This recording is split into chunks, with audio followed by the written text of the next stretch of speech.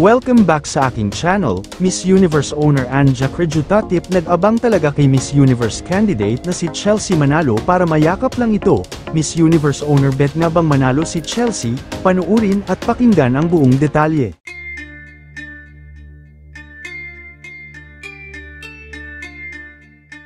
Mas lalong lumalakas nga ngayon ang mga spekulasyon na bet ni Miss Universe owner Anja Krijutatip ang pambato ng Pilipinas na si Miss Universe Chelsea Manalo.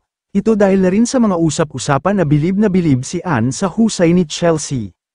Bukod dito, mapapansin sa lahat ng mga kandidata sa Miss Universe 2024 ay bukod tanging si Chelsea lang ang kinakausap ni Anja Krijutatip na bihirang mangyari.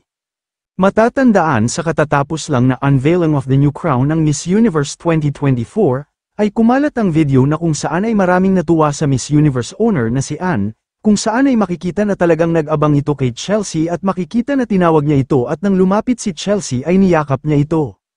Kung mapapansin din, na bukod tanging si Chelsea lang ang tinawag niya at niyakap, dahil yung ibang kandidata ay mapapansin na hindi niya ito pinansin. Kaya naman mas lalong lumakas ang mga spekulasyon na bet daw ng Miss Universe owner si Chelsea na manalo sa Miss Universe 2024.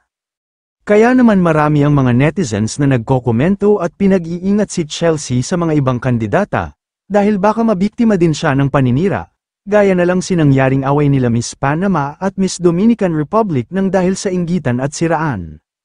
Samantala, matatandaan na pati ang international star na si Tyra Banks ay napansin ang kagandahan ni Chelsea at napakomment pa nga sa ilang Instagram posts niya.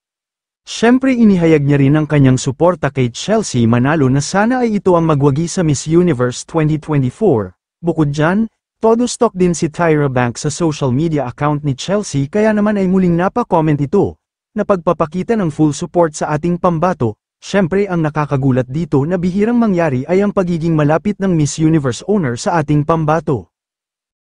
Kayo mga ka-showbiz, anong masasabi nyo sa ating showbiz topic ngayon? Kung may opinion kayo ay magkomento lang kayo sa aking comment section. At syempre kung bago pa lang kayo sa aking channel ay mag-subscribe na kayo para lagi kayong updated sa mga showbiz trends na ina-upload ko. Maraming salamat po.